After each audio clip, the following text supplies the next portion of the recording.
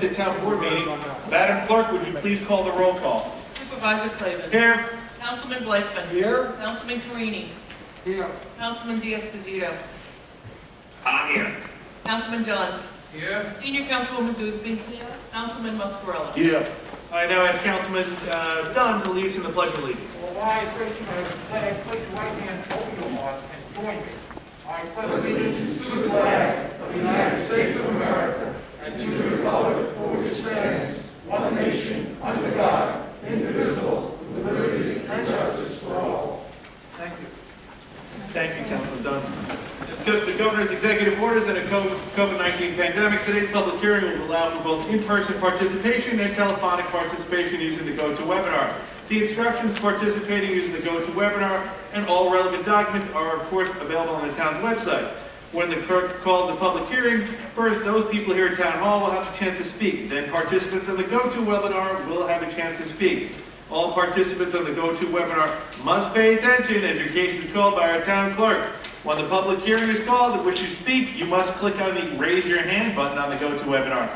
If you do not click the Raise Your Hand button, you will not be called. All participants in the GoToWebinar will be muted until the moderator calls your name to speak. You must pay attention for your name and begin speaking when your name is called, or the moderator will go on to the next person, and the moderator will not recall anyone's name, so please pay attention. If you are participating in the GoToWebinar and watching in the live stream, then we ask you to please mute the live stream when it's your turn to speak, or we will not be able to understand you. Each participant will be given one chance to speak for up to 3 minutes. When you are done speaking or when your time is up, the moderator will again mute you in the GoToWebinar. At the end of the public hearing portion of the meeting, the GoToWebinar will be turned off, and I encourage all those who are using the GoToWebinar to continue listening and watching the meeting at the town's live stream on the website. Please note that anyone using profanity or straying off topic will be muted. Madam Clerk, please call items 6 and 44.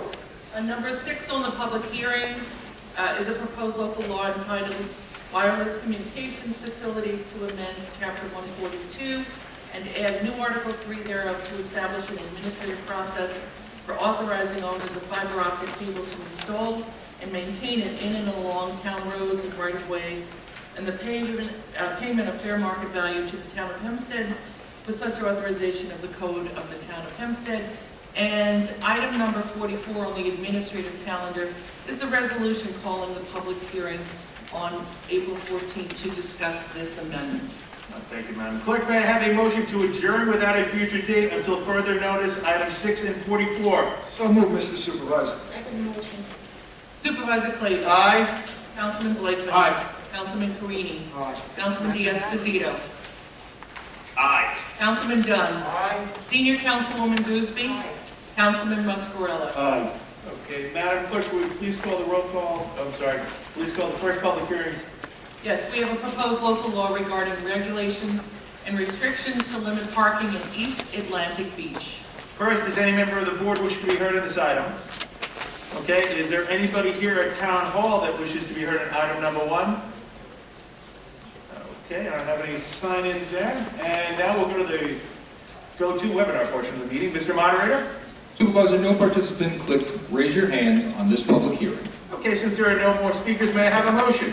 Yes, Mr. Supervisor, I move that the public hearing be closed and the local law adopted.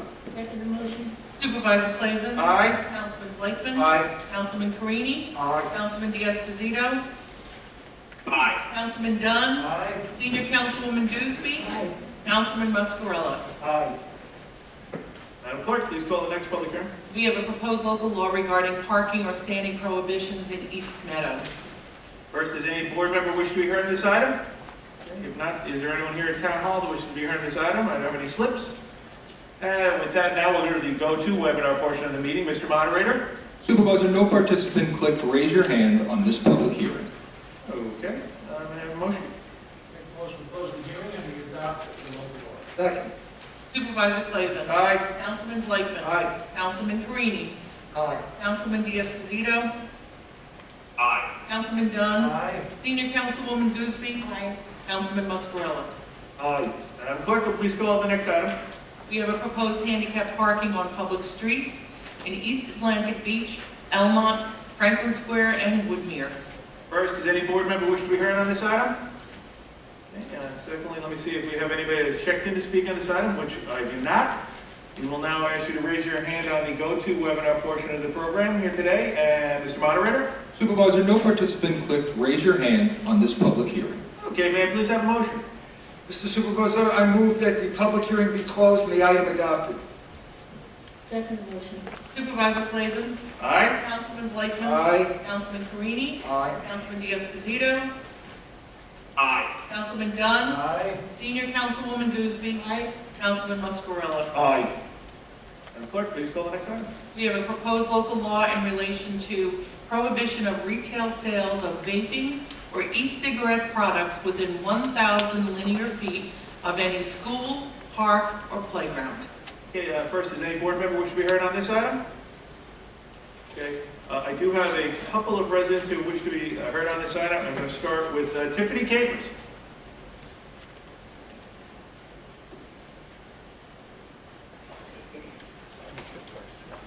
Good morning, Ms. Capers. If you would please give your name and address for the record. Morning, Tiffany Capers, 32 Fowling Court. I've spoken on this before. You all know me and how deep of a concern this is to me. I have nothing against businesses and I want my community to flourish. But it is not okay for these businesses to set up so closely to places we know children congregate. It's polluting our neighborhoods and enticing our children. It's trading health for wealth. Nicotine harms the young brain, and when introduced early, it increases the risk of future addiction. That is not the path we want to pave for the youth. Right now, the entire world is fighting COVID, and studies have shown that e-cigarette users are 5 times more likely to contract COVID than a tobacco user. Let that sink in for a minute. 5 times more likely. So forget about your mask and your 6 feet difference. The very thing that we've spent the last year fighting to decrease is what these products increase. Again, trading health for wealth. So today I ask you all to take a stand with me and to say to them, not on our block and not on our watch, and please support this resolution for our children. Thank you. Thank you, Ms. Capers, and thank you for your advocacy during this. You've hinted before that, before I even assumed this mantle, you came over to the tax office, we had a great talk, and you've been, passionate about it, and we're delighted to be where we are right now, but thank you so much. Thank you. I appreciate your time and really the courage to care for our kids. Thank you so much. Next, I have a slip from a Felix Bercacci. A Felix Procacci.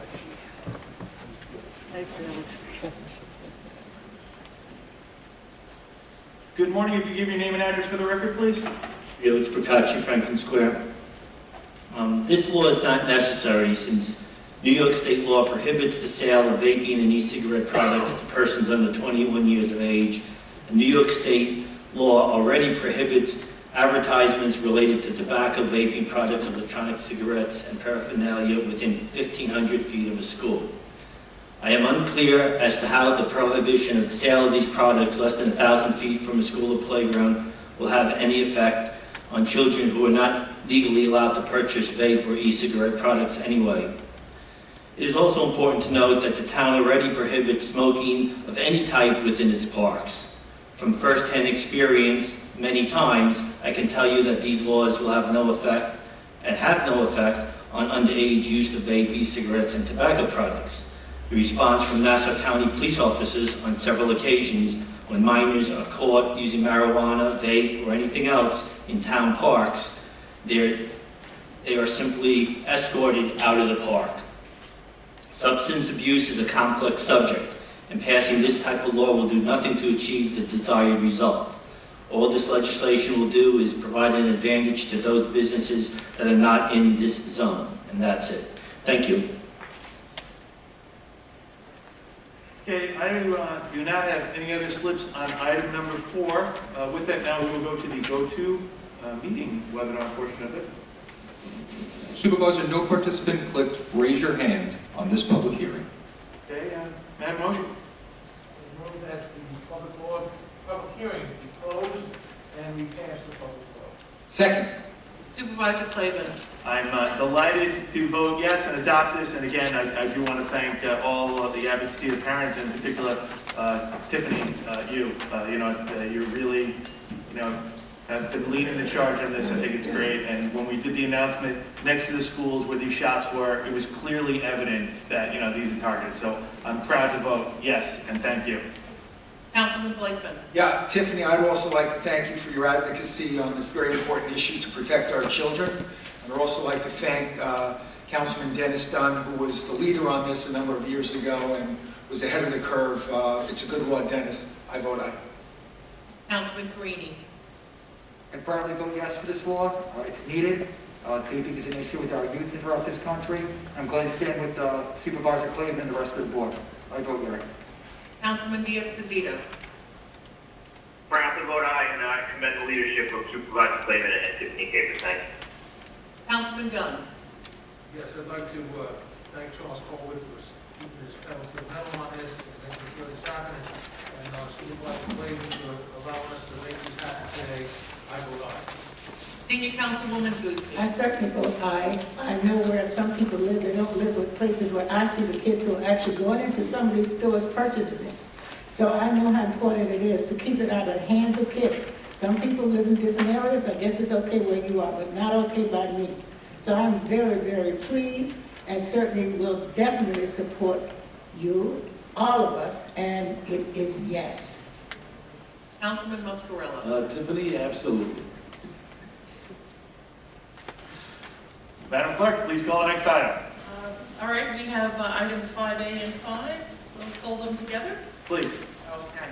We have a resolution adopting a CEQA negative declaration and determination of non-significance in connection with the proposed amendment of Section 302 of the Article 31 of the Building Zone Ordinance of the Town of Hempstead to create a new subsection 302.u thereof in relation to restricting the location of tobacco business to the light manufacturing and industrial districts of the Town of Hempstead, and also no nearer to any school, park, or playground than 1,000 linear feet. Item number 5 is a proposed amendment of Section 302 of Article 31 of the Building Zone Ordinance of the Town of Hempstead, insofar as to create a new Section 302.u thereof in relation to restricting the location of tobacco businesses to the light manufacturing and industrial districts of the Town of Hempstead, and also no nearer to any school, park, or playground than 1,000 linear feet. Okay, first, does any member of the board wish to be heard on this? Okay, I do have one slip in on this from the public here today. That's Felix Bercacci.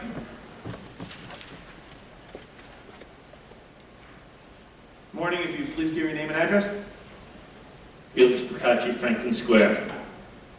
First of all, the town does not have the authority to prohibit the sale of legal products using zoning law, zoning code. It's just not done. And maybe at the end of my statement, maybe Charles Colwood, who wrote this, can explain what provision of New York State zoning law gives the town this right, because I've read the entire thing and it doesn't exist. The health and safety provisions of New York State's town zoning law can only refers to the health and safety of the zoned property and adjacent properties. It doesn't refer to health and safety of things that happen somewhere else, a mile away, wherever.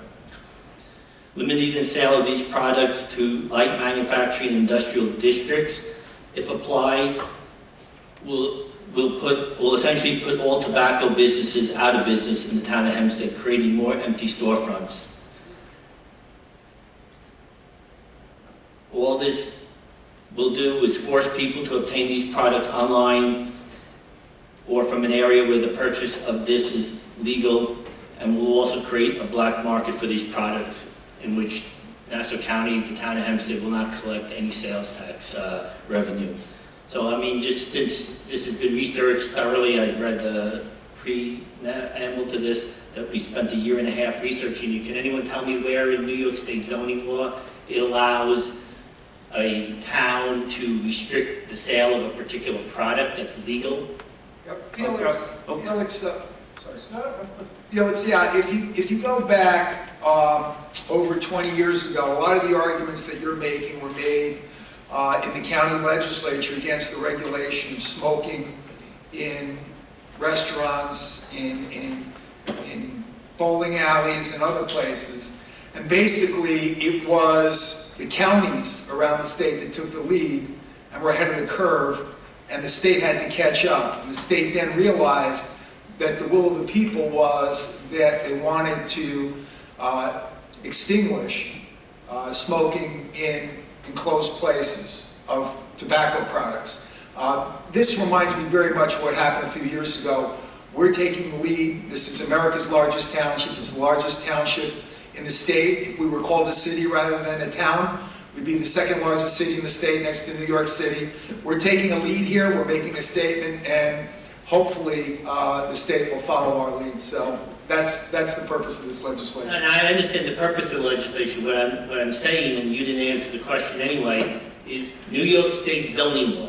The town, they have New York State town zoning law, New York State village zoning law, New York State city zoning law, which provides it gives permission for towns, villages, cities to do certain types of zoning. Yes. Eliminating legal products is not part of that. Big tobacco companies came into the county over 20 years ago, made the same arguments. It went for litigation, and before the matter could be adjudicated, the state passed the same regulation that the counties around the state wanted. So we're not afraid if the vape people want to sue us, that's fine.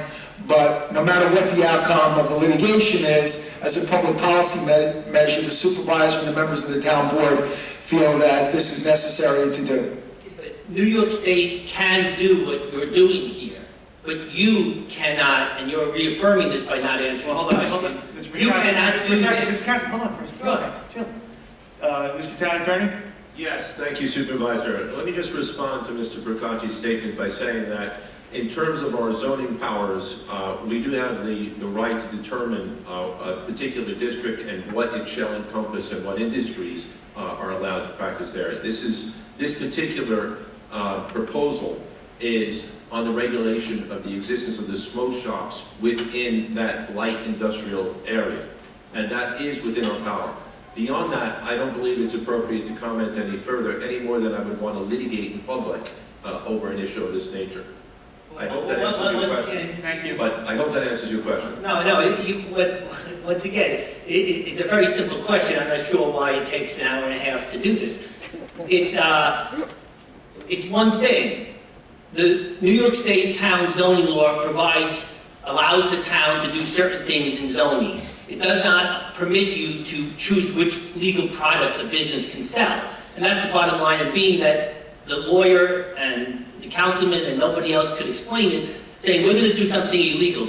You want to do this, you get the state. Felix, I never said that. I stand by what our town attorney said. And please don't put words in my mouth. I never said that. I'm very confident in the law that we passed, and we did so based on the advice of our town attorney. We're confident that we're on firm legal ground. So please don't say that I said that, because I did not say that. The town attorney did not answer the question. You didn't answer the question, and I'm done. Thank you. Thank you, Mr. Procacci, and your advocacy for the vaping shops. Next, I do not have another slip on this. Dominic, anybody else? Then we'll go to the go-to webinar portion of... Oh, you didn't sign in there, I'm sorry. Name and address for the record? I am Madden Hempstead. What street in Hempstead? Hempstead. I don't ask you your personal address. In any case, I think it is disingenuous to leave Erin Sweeney out of this equation. I am not saying I support it one way or the other, but this was her baby.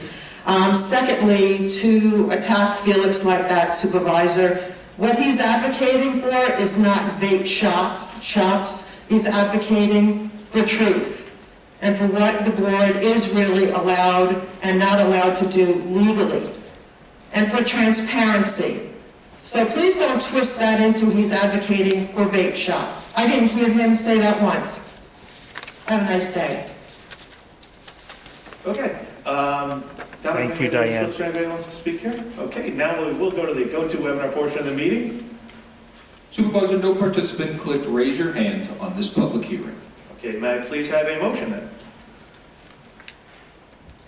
Supervisor, I just note that the secret neg deck should be voted upon first. Okay. I move that we close the hearing and grant item 5, the application. The secret DEC. Second. Supervisor Clavin. Brownlee vote aye. Councilman Blakeman. Aye. Councilman Carini. Aye. Councilman Diaz-Pasito. Aye. Councilman Dunn. Aye. Senior Councilwoman Gooseby. Aye. Councilman Muscarella. Yes. So item 5A has been passed. Now, item 5, as proposed amendment, I move that we pass that. Second. Supervisor Clavin. Aye. Councilman Blakeman. Aye. Councilman Carini. Aye. Councilman Diaz-Pasito. Aye. Councilman Dunn. Aye. Senior Councilwoman Gooseby. Aye. Councilman Muscarella. Aye. Great. Thank you again, Ms. Capers, by the way. Thank you. Madam Clerk, will you please call the next item? Yes, we have a public application. This is the Way We Learn and Grow Child Care Incorporated, DBA Learn and Grow, to rezone from Levittown Planned Residence District to business in Levittown. Good morning. If you would please give your name and address for the record, though, I do recognize that it is Mr. Wayne Edwards in the back. Hello? Good morning, Mr. Supervisor, members of the board. For the record, my name is Wayne Edwards, Song Ward 333, Earl Bovington Boulevard, Unionville, New York. I'm the attorney for the applicant. This is the Way We Learn and Grow Child Care, doing business as Learn and Grow, which is a child care facility located in Levittown. We're here today to request that the property in which the facility is located be rezoned from LPRD to a business zone. It's known as Section 51, Block 250, Lot 41 on the land tax map of Nassau County. It's known as 566 Montauk Avenue. The property has a frontage on Montauk Avenue of 98.49 feet and an area of 18,101 square feet. It is improved with a 2-story frame dwelling which was constructed, according to the assessor's office, approximately in the 1870s. It was part of a farm, it was a farmhouse, and the area around it was farmland. As the board is aware, and all of us are aware, back in the day, that property and the area around it was rezoned to the historic Levittown district, or the LPRD district. The applicants currently use the premises as a child care facility, which is licensed under the state of New York, which is limited by New York state regulations to 12 children. Basically, it's a home use. They would like to expand it, and under the LPR district, it would be considered a business, which would require for their use to obtain a use variance from the Board of Zoning Appeals of this town, which is basically a difficult matter to prove lawfully. So it was decided to apply to this board for the rezoning. It's operated by Josephine Giordina and Antoinette McGalley, early childhood educators with over 25 years experience. I have a packet of material for each board member. I'd like to ask somebody to take that from me. Appreciate that.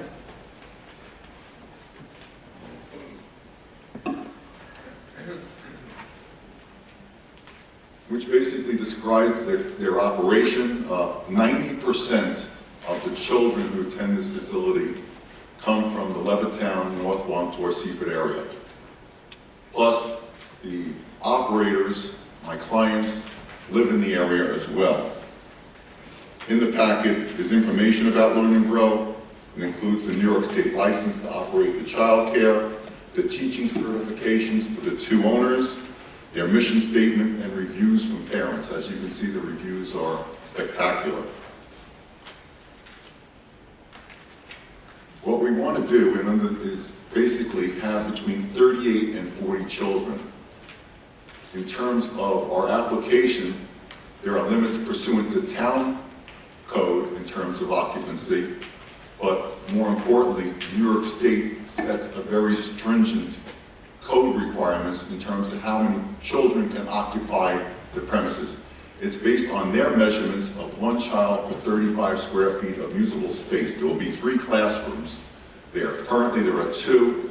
The application, and we've submitted a floor plan which you have in your packets, is basically to build out the 2nd story of the facility to make a 3rd classroom. In addition to the square footage limitation, there are limitations as to how many children, how many teachers have to be there for each children. Each age group is different. So in terms of the children they take care of, for 18 months to 36 months, they have to have 1 teacher for each 5 children. So basically, their plan is to have open space for 10 of these children. If they have 1 more child, if they have 11 children in that age group, they have to have 3 teachers. So in terms of structuring their business plan, that would be the limitation on those amount of children.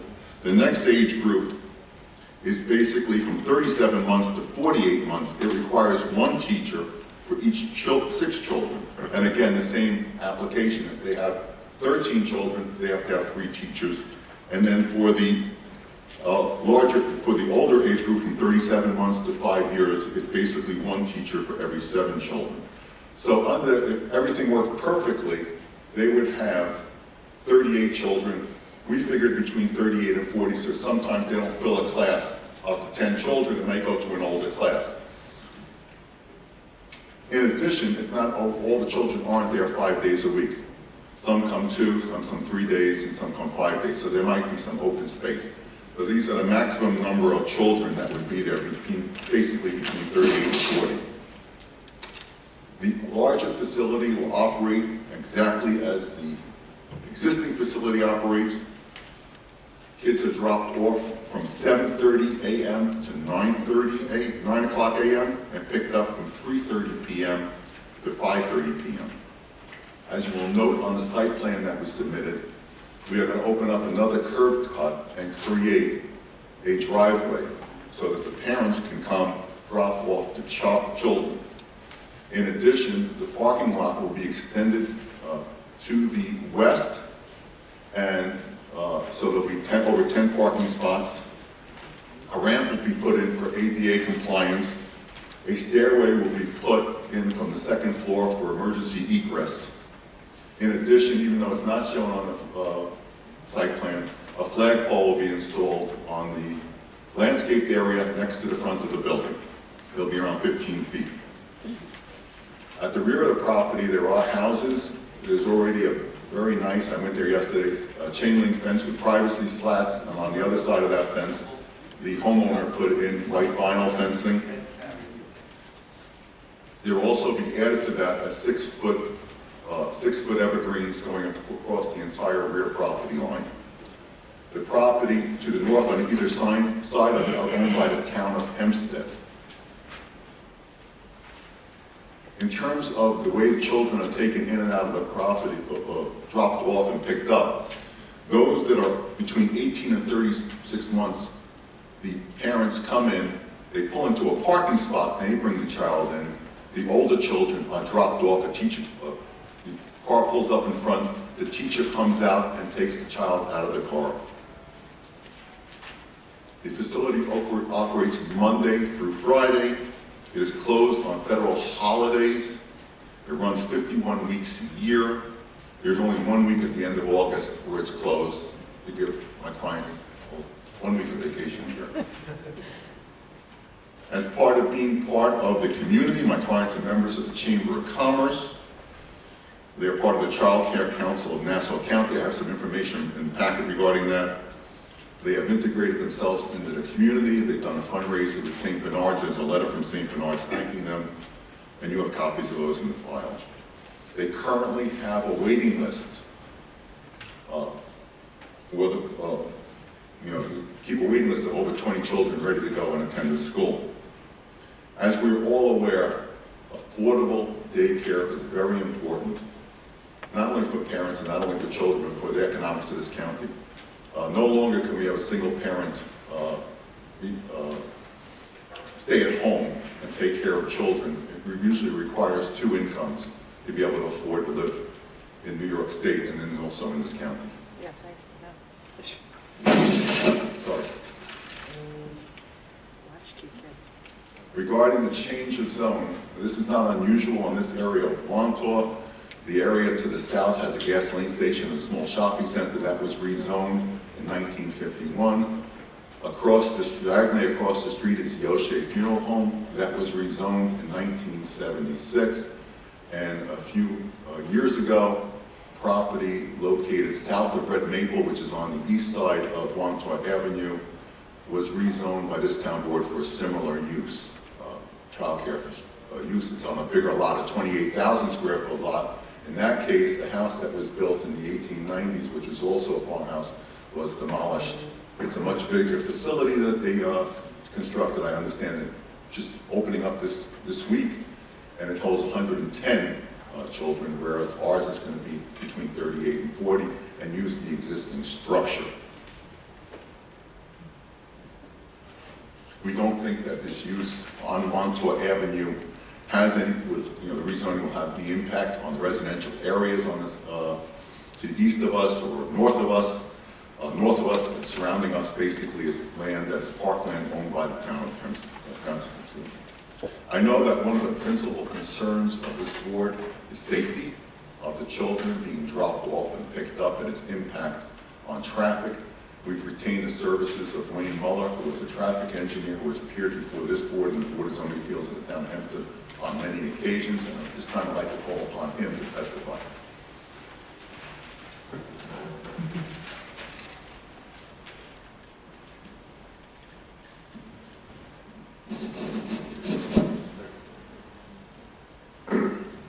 Name and address for the record, please. My name is Wayne Muller. I'm with the firm of Robinson and Muller Engineering. Our offices are at 50 Elm Street, Huntington, New York. For the record, I'd like to submit copies of an analysis that we prepared. I have multiple copies. Okay. Somebody just grab those from him. Pass them up, thanks.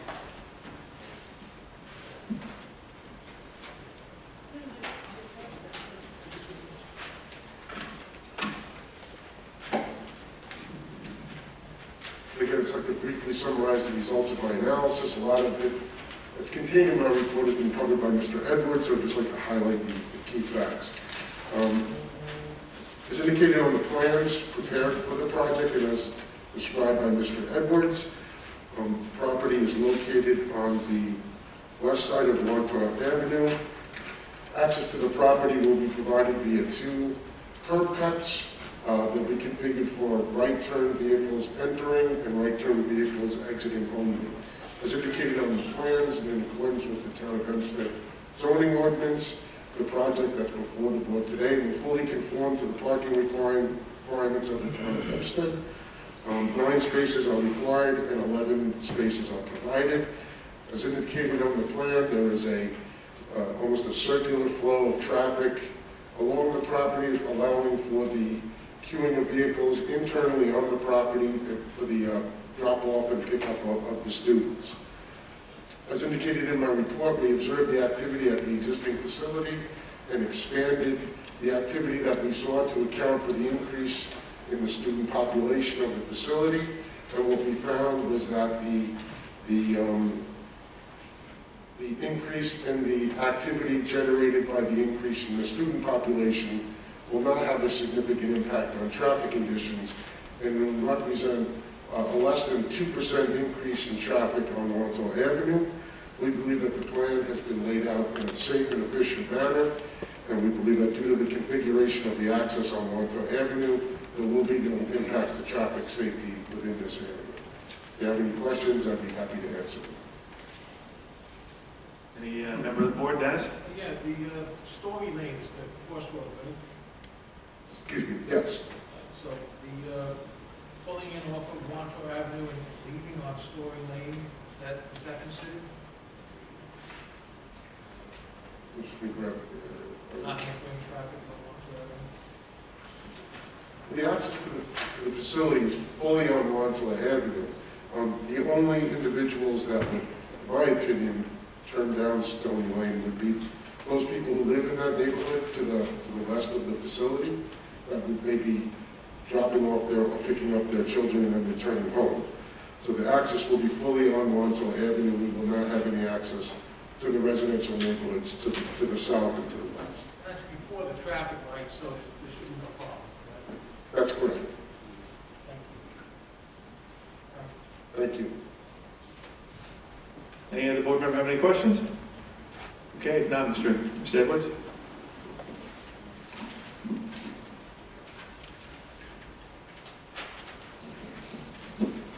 Basically, I'll reserve any further comments in case we have any comments online or in the audience, but my clients have built up a successful business since 2017. They've served the community.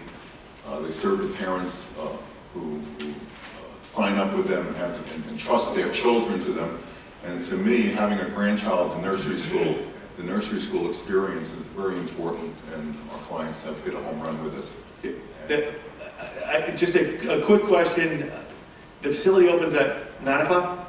Oh, it opens at 7:30. Now, you can drop off your child. Listen, I did this forever, okay? So my wife and I work. We want to drop off our son at 8:30. We can drop him off at that time, or at 7:30. Is there a set hours they have to be there, or does that have the flexibility they can drop off at various hours? We have between 7:30 and 9 o'clock. Oh, that's great. That's a window of opportunity, and basically it also, you're not having all 38 kids, if there were 38 kids there, coming in at one time. Yep. Some parents go to work early, some go to late, some, it goes. Then on the flip side too, when it's pickup time, is it a window, or is it just any time in the afternoon that you want to pick up? You tell me. It's the same window from 4:30 to 4 o'clock to 5:30. Okay. So for example, if an educator, elementary school teacher or a high school teacher is picking up their child after they get out of school, they don't have anything after school, they can come pick it up or come at a later date. No child is left there at 5:30. They're still there with them. And here's the last one, Van. I'm just curious for myself. How many times do they have a family member that, maybe they have 2 kids in the program? I have. Couple, you ever have instances like, maybe two kids going at the same time? Oh, right now we only have one family that has 2 kids. Okay. This time they only have one family that has 2 kids. 2 kids. Okay, all right. Am I right? That's it. I have a number of slips, so I'd ask you to kind of stand down. We'll go through any of the others, and you can answer any questions. I appreciate that. First, I'm going to start with Nairee Walker. And any of our speakers, I just remind you that they're going to wipe down the mic every single time after, if you just give it a minute there. If you could just give your name and address for the record. Hi, good morning. Nairee Walker, 213 Springtime Lane, Levittown. Hi. Thank you for giving us the opportunity to be able to come in person or online to be able to speak and voice our concerns. My house is the property that's directly behind the daycare center right now. I clearly, with all of the plans that have been going in regards to, the driveways being built and, permissions and licensing that's needed, this is something that's been planned for a number of months now, maybe even longer. I heard about this for the first time just a couple of days ago. I was taken back because my property is the one that's most impacted. I'm directly behind their property. I have a 34 square foot house. The lot size is pretty much the same lot size, if not a little bit bigger, than where the Play and Grow Center currently has their business in. I never received any notice in regards to this, so and considering that I'm the one that's mostly impacted, that really concerned me and didn't sit well with me at all. My main concern, I actually have 2 concerns that I want to talk about. The first one is really quality of life. I know that may sound a little bit cliche, but myself and my family spend a lot of time in the backyard and enjoying our property. And right now, I believe they mentioned that they only have 12 children at this time, which to me honestly is questionable because I have seen that there have been more than 12 kids, but we'll put that aside. Them going from 12 kids to 40, 42 children, which is, I believe that's what's written on the plan as far as 42 max kids, that will obviously increase the amount of noise. Right now, 12 kids really doesn't bother us. They laugh, they giggle outside. Many times I'm outside in the backyard gardening or something and they're waving hello because they have visibility into my yard right now. And it's quite playful. I don't mind that. But once you bring that from 12 kids to 40 kids, that is a huge difference. That will increase the amount of noise of the times that they're playing there outside throughout the day, or if we'll even hear the voices while they're inside. Also, toys and debris and things that are thrown over my yard. Just yesterday, as a matter of fact, there was a ball that was thrown over. And again, from 12 kids to 40-something kids, that's a concern because not only will the noise increase, but also the amount of toys and debris and things of that nature that I'll either have to throw back or if not, it's just a nuisance to see that on my property. I'm glad that, I'm sorry I didn't catch your name, the gentleman in the front mentioned in regards to the amount of traffic. Right now, their main entrance is on Wanta Avenue, but them coming down on Stormy Lane, obviously, that's going to increase the amount of traffic that's going down our block. There are a number of kids that that live in our residential area. So having the additional amount of traffic obviously will impact us to a certain... Ms. Walker, just a curiosity, how did you find out about the meeting a couple of days ago? Thank you for asking. It was actually my next door neighbor who mentioned it to me because she heard it from the neighbor across the street who was the only one that had received a notice. Okay.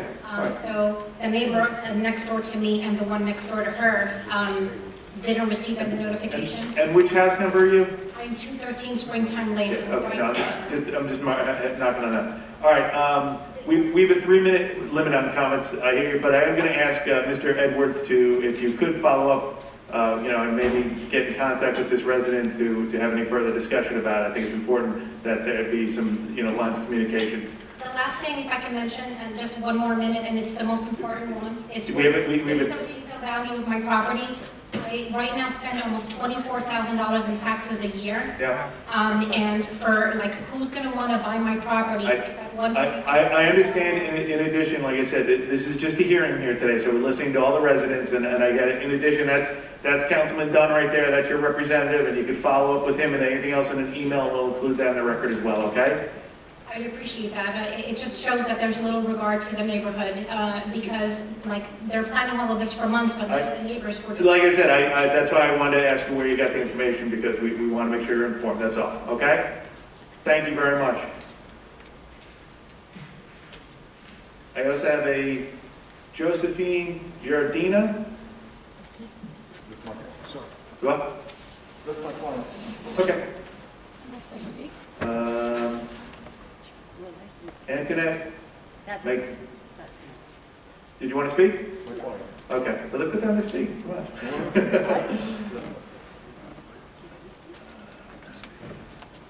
I don't have any other slips on item number 7. Now we will go to the go-to webinar portion of the meeting. Mr. Moderator? Supervisor, the first participant is Rosemary Cromie. Rosemary Cromie, please go ahead and make your comments for us. Good morning, Ms. Cronin. If you give your name and address for the record, please. Yes, good morning. My name is Rosemary Cromie, and I live on Springtime Lane, number 209, next door to number 213, directly behind the daycare center. I'm totally against rezoning the property for several reasons.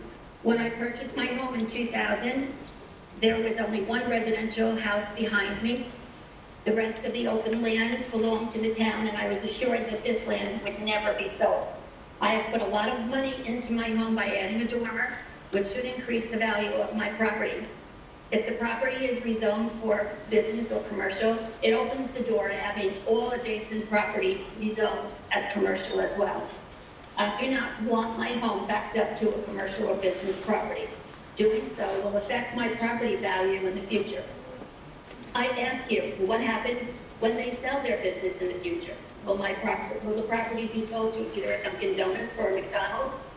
I also have concerns with extending the parking spaces associated with the daycare center. At the moment, there is not enough parking spaces for the number of children currently registered. Not only are cars parked in their driveway, but there are also cars parked on the grassy areas adjacent to the property. If they add in 30 new students, that small building will house about 40 to 42 children.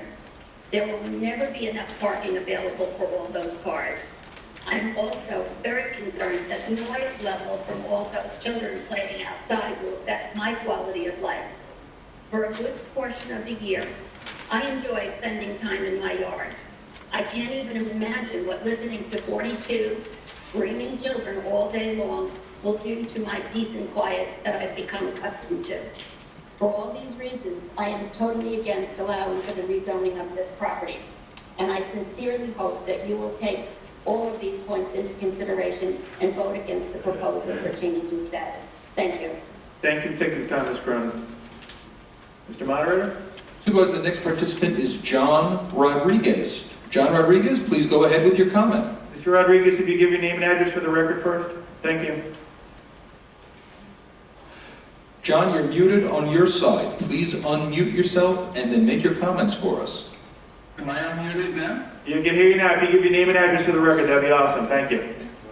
I'm not used to computers. John, last name is Rodriguez. I live at 212 Springtime in Levittown. My main concern is, besides the fact that there's going to be 40-something kids and more vehicles going in and out of there, you're on One-Car Avenue. I mean, I heard the traffic guy say he did observations. That he happened to notice the fact that a lot of times, one time is like a bit of a raceway. They race down to the southern state all the time. What happens now when you have more traffic going in and out? I mean, it's going to be a disaster at one point or the other. So, yeah, I'm not really crazy about them expanding the number of children going into this.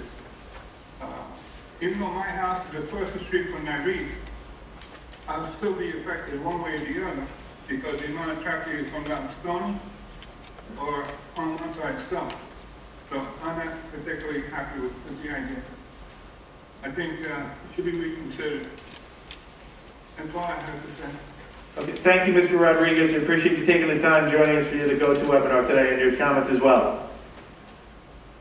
Supervisor, no other participant has clicked raise your hand on this public hearing. Okay, as I don't have anybody else on the go-to webinar, everyone had spoken here that wanted to speak on it. Mr. Edwards, did you want to do a last-minute statement here? Yes, please. Oh, and hold on, Dennis Dunn? Before you make your last-minute statement, I'd like to ask that you meet with these residents that are there. Apparently you haven't. I would think that possibly put some kind of buffer between the school and the yards, whether it be beautiful plantings, trees, screening, something where, you know, all going in the yard, that shouldn't be happening. You should have some kind of cordon off area for your school, like the regular schools do. They have chain link fences, they put the green screen on it, and then they put bushes up there, hedges or whatever, to absorb some of the noise. But again, the residents have, I heard you say 9 to 5 is when the real time of the school is, right? Correct. 7:30 to 5. Yes. First of all, 5 days a week. my client would like to speak, yes, my client would like to speak, but before he speaks, we do have on the plan, an evergreen buffer putting in, and there's already a very nice chain link fence that goes behind it with privacy slats that's 6 feet high. Okay, so to protect their privacy, where the kids can't see through and wave to them while they're out in the backyard sunbathing or barbecuing or whatever, you gotta be able to travel. I think that's the only area I could ever see a child being able to see over the fence is that if you go visit Councilman Dunn, and we invite you to come visit, my clients put a mound with a slide built in and some other toys put in, and I think that raises the children up to a point where they can see over the fence. What we'll do is when we redo the backyard, the area, play area, we'll lower that mound so that no child can look over that. Excuse me, there's also a playground. Hold on, I was going to say this. Ms. Walker, hold on. I was going to say, I think part of this has to include talking to the neighbors, because as soon as, I'm just saying to you, just, Ms. Walker, I saw her, as soon as you made a comment, she turned, she was ready to go, and that's what I'm saying. You know, regardless, today after, I really think there has to be a communication with the neighbors on a lot of this. Of course, but I just want to answer. They say the parking isn't enough. Well, you said that you're adding parking to the area. So you can have to meet with them and show them and make them satisfied. And I'm glad that you're there. I will be glad to do that. And regarding one other point, and my client wants to speak also because she's on it. Before she does, one of the neighbors talked about a Dunkin' Donuts going there if by chance this business would go. What we're willing to covenant is that no food use pursuant to the business zone of the town of Hempstead could be ever put into this thing to keep it professional offices or offices and things like that if this building would ever go out. Or anything would have to come back to this, hopefully to the Board of Zoning Appeals for some sort of special use permit. So we're write up covenants regarding that. Mr. Edwards, in the event that we're not used for the purposes that you're proposing, would you support the town rezoning and returning it to its current limited use for residential? Well, what I would rather do, is basically indicate that if we had to change the use and it would into a use in the business zone, and we'll write up the covenant restriction for you. You know, I can't see any problem for a real estate office going into this building.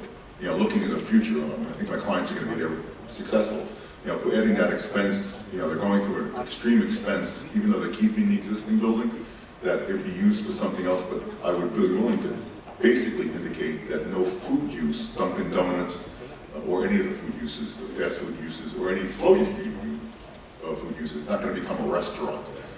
You know, it could become a real estate office or something like that. I can't foresee anything else going in there. All right, in other words, you're willing to put in restrictions and covenants, but you wouldn't necessarily support us rezoning it, returning it to its current state in the event that your proposal were not the only one that tried to come in. I don't think that really works. I think the question comes down is that it would change the use, right? And I think this, the way I would look at it if I was a board member, is that you would want to be able to review what the use was. So my thought process is basically to restrict some uses, and if by chance we change the use, that we have to go to the Board of Zoning Appeals and treat it as a special use permit. But the uses that would be the most, the ones that would be really, shouldn't be used for food use or something like that. We don't want a Dunkin' Donuts there, my clients don't want a Dunkin' Donuts there, or anything else like that, or Taco Bell or something like that. But if it's going to be an office use, we go to the Board of Zoning Appeals and say, listen, we have these restrictions from the town board. We'd like to use it, we'd like to change over to a special use, to have a special use permit hearing, and say this is going to be an office use, it's going to be used certain times a year. This way the Board of Zoning Appeals can put reasonable restrictions on it in terms of the proposed use. Okay. So you agree to meet with the of course. 209, 212, 238, Springtime Lane, you meet with them. Of course I maybe will. you walk the area with them, become friends. Because one, we need daycare centers, we really do. Your major case, everybody here knows that kids need to be taken care of, mom and dad go to work. That's so needed, it's a beautiful spot to do it in. I'd like to see it done, but I'm really concerned about, I grew up in Levittown. My whole life, I was 21 days old when I moved to Levittown. 70 years I've been in this community, and we had no privacy. I go in the backyard and have fun with our kids. You know, the gardens you put there, you don't want things flying into it. So perhaps some kind of buffer is necessary. Talk to them, see what time would be acceptable, maybe, but we show them about the parking, that the bottom of the parking is going to be the. I really would prefer that you do that before we pass it. I'm going to make a motion that we reserve the decision until you meet with them and talk to me and the supervisor, so we're comfortable with what's going to happen here. Because we really want to see this happen, but it's got to be done right, not at the expense of the homeowners. Second. Before you go second. Hold on, before we make a motion, I know that you did want to have your client speak. Yeah, absolutely. Ms. Capers, this is your chance.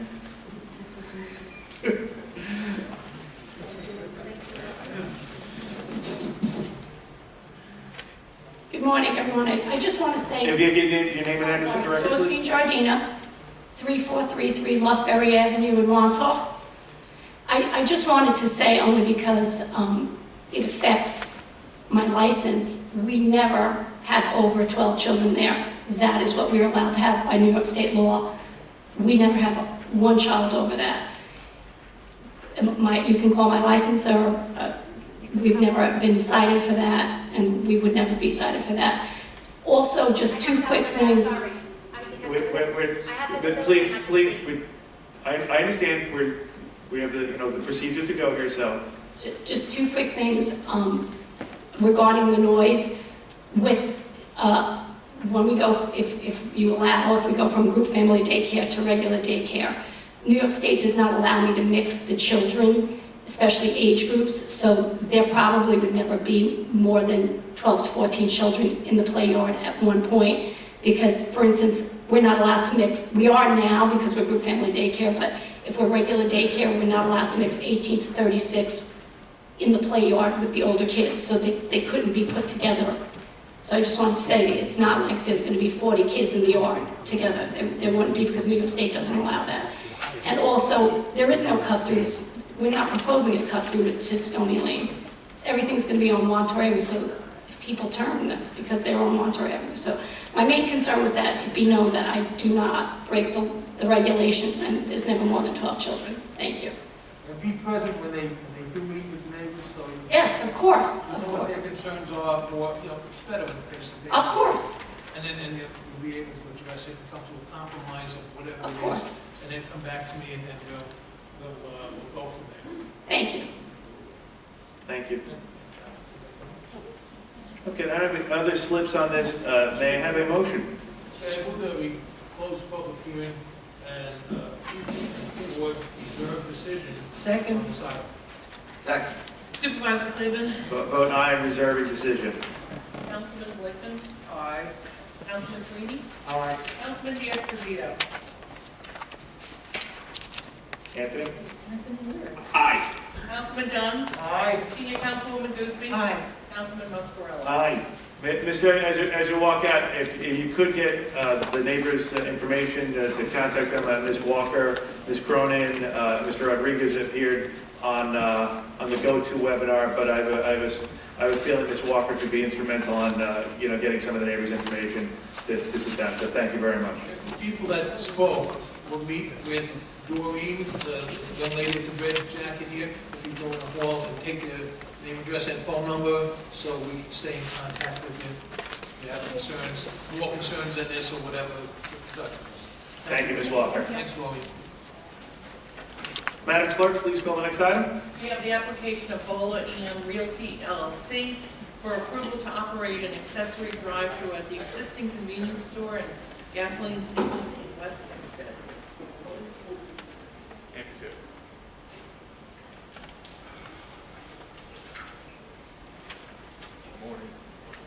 Morning, if you could name and address for the record, please. Of course, Mr. Supervisor. Good morning, everybody. Glad to see everybody here and healthy. It's also nice to be doing a hearing in person as opposed to Zoom. Zoom may be more convenient, but I'd still rather do these in person.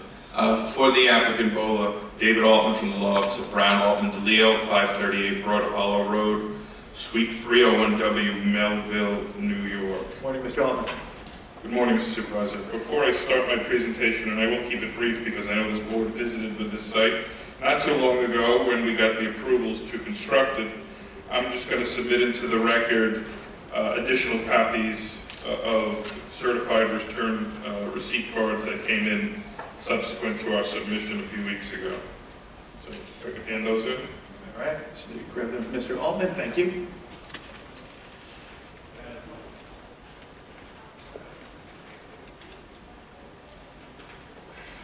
So I believe, Mr. Supervisor, that we had provided to, oh, there it is up on the digital display board. So, yep, what you're looking at right now is an aerial photograph of the existing site, which is known as 85-101 Hempstead Turnpike over in West Hempstead, New York.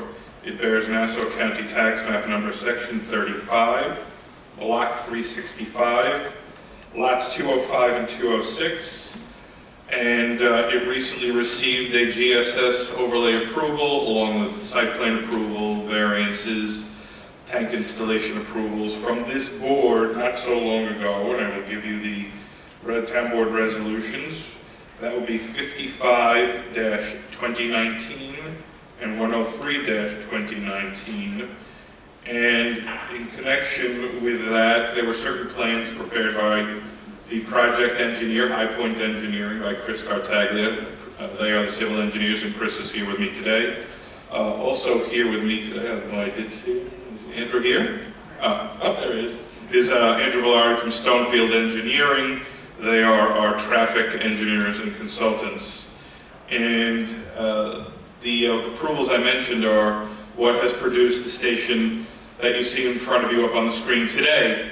You will note on the south side of the building, and this lot being somewhat unique in terms of Hempstead gas station sites due to its, frankly, its size, the lot itself is 38,336 square feet, or about 0.88 acres. That's a fairly large site for a station here in the town of Hempstead.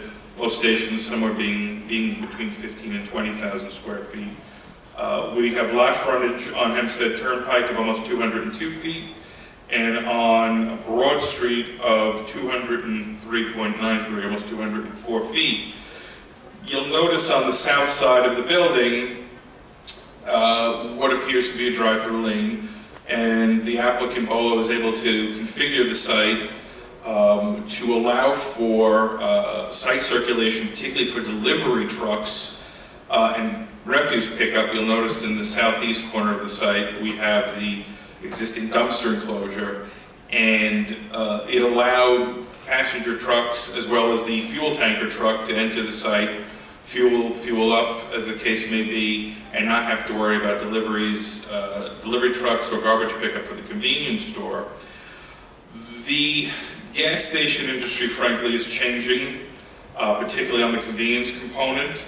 There is a greater demand and growing demand for the drive-through component, and frankly, and perhaps unfortunately, I'll say, our current circumstance living with COVID has accelerated that, and that is the convenience store customer today wants the contactless experience. And frankly, this is a benefit not only for the applicant, but also, frankly, for the community as well. It allows for the contactless patronage and purchasing of convenience product, particularly in this instance from the Tim Hortons Cafe, which is a coffee offering, through the drive-through window. In addition, it sort of mitigates to some degree the requirement for on-site parking, as you have a greater percentage of customers that will use the drive-through. The other great thing about this drive-through, again, if you look at that overhead aerial, is that the drive-through does not otherwise really interfere with or come into contact with the fuel pumps, which are along the Hempstead Turnpike frontage.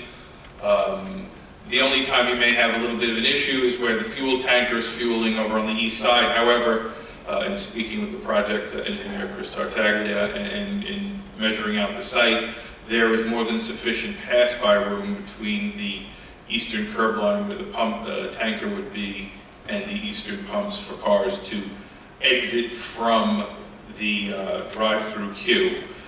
The site requires, the building itself requires really a de minimis modification to add the drive-through on the south side. There's a small 45 square foot addition which is proposed on the south side of the building, and in addition there will of course on the southwest corner of the building be the drive-through menu board, a couple of small directional signs directing people to where they need to enter the drive-through queue. There will also be a pass-by lane for those. There is sufficient room for the pass-by lane for those who perhaps mistakenly enter the drive-through queue or decide they do not want to utilize themselves as a drive-through, whereby they can exit that line and then exit out of the drive-through queue altogether. In addition, there was proposal for a Tim Hortons sign on the north facade of the building facing Hempstead Turnpike on the northeast corner, and then another wall sign on the west wall of the building. The applicant Also has a ground sign or pylon sign at the northwest corner of the property, and there is a Tim Hortons sign which is proposed to be installed on that ground sign as well. That sign is approximately 21.35 square feet. That is in essence the application with me before you today. We are aware, and we've been told that this is actually, I believe, the first application that the town has entertained with regard to drive-through at the gas station. And frankly, there will be more in the future. I know we have a couple of other applications pending with the town where this is proposed as well, again, to help address community needs as well as industry trends in the business. Now, if the board has any questions of myself, Mr. Tartaglio or Mr. Valari, we are happy to address them for you. I got a couple for you. Sure. So right now, I'm going to enter your premise, and I'm going to be on the west-north, and that's a one-way in, right? And the east end is both ways in and out for traffic, right? That's correct. Okay. So let's say everyone has a hankering for Tim Hortons coffee. There's a big line, and you're going in the back, and I see the drive-through. If my only concern for you, it really is, take that down a little bit. That street right over there. You know, what is that? Which road is that? Broad Street? Yeah, Broad Street. Is that where you would expect any sort of is that where you'd start the line build up to go behind to do a drive-through? You're talking about where the drive-through queue itself? Yeah, where would it be? Just show me on the map. With the point, just point around this where the drive-through, the mechanism is going to be. So you know what? I do not have my laser pointer, Chris, I believe. You got that little pointer, maybe you can help me. Well, actually, what we do have is there's a site rendering that shows the. That's great. Yeah, we have a color site rendering if we could pull that up. Next. Keep going. There you go. Okay. So on the site rendering. Zooming on that a little bit more, that would be great. Okay. So right now, Mr. Supervisor, it's an excellent question. So the drive-through is built with a 6-car queue capacity, possibly a little longer. And it would start on the westerly side of the building, sort of adjacent to where you see parking spaces on the westerly side of the building. Yep. And what we're going to do, particularly as it relates to those parking spaces, is sort of limit those to employee parking. But you'll see the queue begins on that southwesterly portion of the site. And again, capacity for 6 cars. I'll note that in the traffic and queuing study that we submitted in advance of today's hearing, which is dated March 2nd, prepared by Stonefield Engineering, that in studying a similar Dunkin' Donuts type use or in the town of Smithtown, Hapog area, the max queue ever observed even during peak time, which is one of the most important for assessing traffic issues, was 6 cars. So this is more than sufficient. Yeah, no, that's why I was just trying to hit it in the position where it was going to be in the back, and then you got to go around. And is next door is the Wendy's, or is that the waterfall? Is it the waterfall? The waterfalls are next door there, but the Wendy's is 2 down, that has a drive-through there, right? It does, and then we have a White Castle in the area that also. Right around the bend. Okay, all right. Any board member have any question?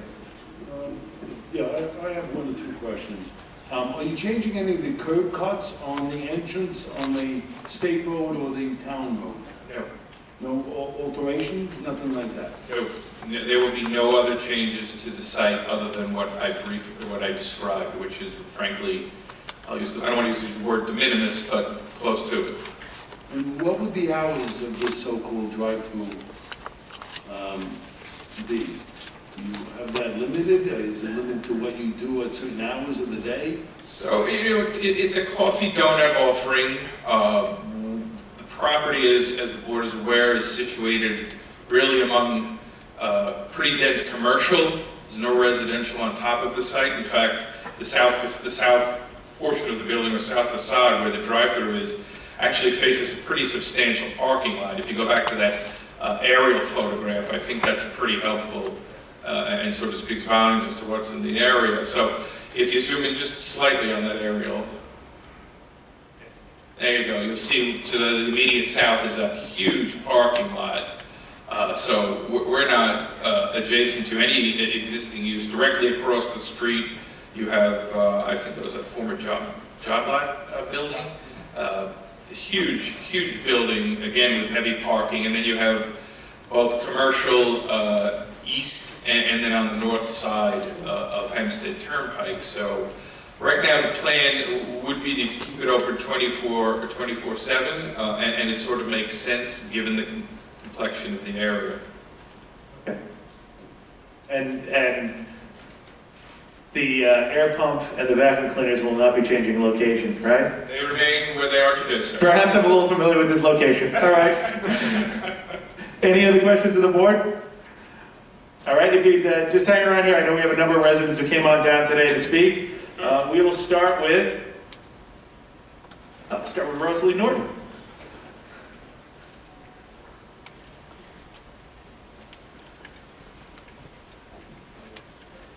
Good morning, Ms. Norton. If you please give your name and address for the record. Yes, Rosalie Norton, excuse me, 180 Buckingham Road in West Hempstead. This particular area, I think many of you may be aware of, has been in disarray or deteriorating conditions for some time.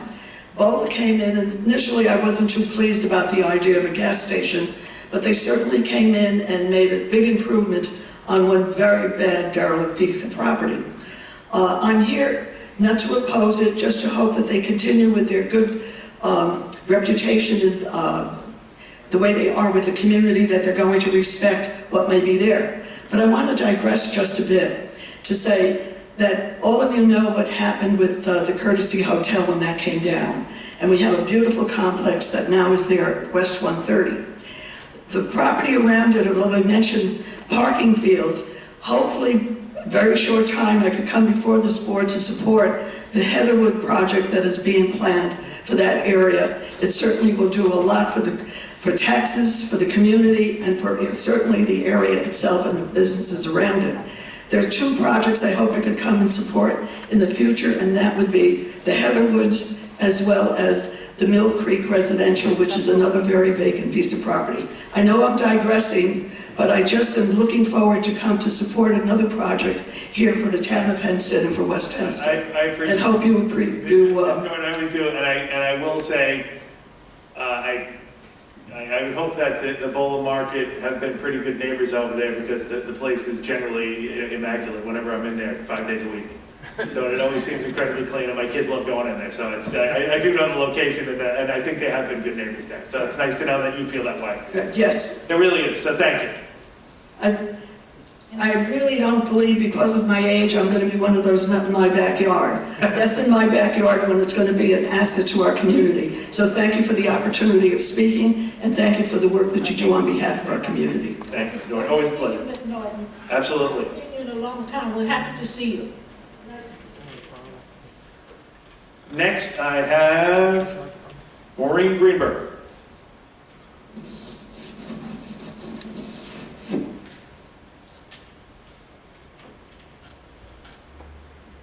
Ms. Greenberg, if you just give your name and address for the record, thank you. Maureen Greenberg, 408 Tyler Place in West Hempstead. I'm also here I'm actually supporting the cut-through for the Bola to put through the drive-through.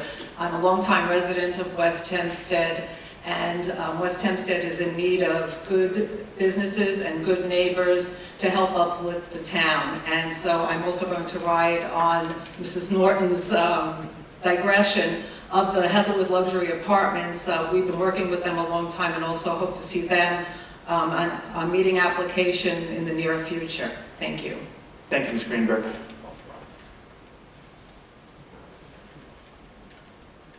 I do not have any other slips in relation to this hearing. If not, now we will go to the go-to webinar portion of today's meeting. Supervisor, no participant has clicked raise your hand on this public hearing. Okay, if that is all, Mr. Rowland, anything you want to finish up with? Thank you, Mr. Supervisor, and thank you to Ms. Greenberg and Ms. Norton for their support. You know, it's nice to see your client recognized for the quality of the product that they put out there, and of course their community involvement. And as this board knows and has known for a long time, BOLA is and cares deeply about the communities in which it does business. And to the extent these folks want to reach out to the BOLA team when these other projects are queued up, please do so, because I know BOLA and its principal will be happy to support if it makes sense. Well, thank you very much. And all joking aside, seriously, and you go by, it's beautifully maintained on a regular basis, and they do a great job. And it's nice to know that the residents there feel like they've been very good neighbors. That's reassuring. With that, may I have a motion? I move that the public hearing be closed and the board adopt, accept, Second motion. Second. Supervisor Clavin. I move to adopt. Councilman Blakeman. Aye. Councilman Carini. Aye. Councilman Diaz-Pazito. Aye. Councilman Dunn. Aye. Senior Councilwoman Gooseby. I have to say, I really like bowlers, especially the bathrooms. Councilwoman. Those marble bathrooms, yes. And Councilman Muscarella. Aye. Thank you, everyone. Thank you, Mr. Oliver. Great day. You too. Supervisor, just would like to remind the participants on GoToWebinar that the GoToWebinar platform will now be turned off now that we've finished the public hearings portion of the calendar, but we invite all of them to go over to the Town of Hempstead website and continue following the meeting on our live stream. Great. Well done, Mr. Moderator. All right, Madam Clerk, would you please call the administrative calendar? Yes, Supervisor, we have items 9 through 43 on the administrative calendar, 44 having been voted upon already. But we also have 3 items that are of an urgent or emergency nature. The first is entitled Resolution Adopting a Sub-Recipient Agreement between the Town of Hempstead and the Long Island Housing Partnership Incorporated to implement and administer the U.S. Department of Treasury Emergency Rental Assistance Program. The second is entitled Resolution Authorizing the Transfer of Monies Received by the Town of Hempstead through the COVID-19 Economic Relief Bill to fund emergency rental assistance expenses. And the third emergency resolution authorizes amendment to the 2021 adopted budget to increase general fund estimated revenues and increase the general fund appropriations, the creation of an expense account in the general fund undistributed organization titled Emergency Rental Assistance Program, and the creation of the Rent Relief Assistance Revenue Account in the Town of Hempstead General Fund Undistributed Organization. These 3 items will be added to the administrative calendar as items 45, 46, and 47. Okay, just so anybody asks regarding the handed resolutions, this is federal funding that was received by the Town of Hempstead as well as other localities. The town was designated separate and apart from last year's CARES funding and the most recent distribution funding for rental assistance. We've teamed up with the Long Island Housing Partnership, a proven entity, to utilize these funds, and they will help basically run the program and distribute the funds to those who are applying, and is really of an emergency nature because people really need the relief. With that, does any member of the board wish to be heard on anything on this administrative calendar? Okay, if not, any members of the public want to be heard on the administrative calendar? I have one slip in right now. I have Ms. Campbell.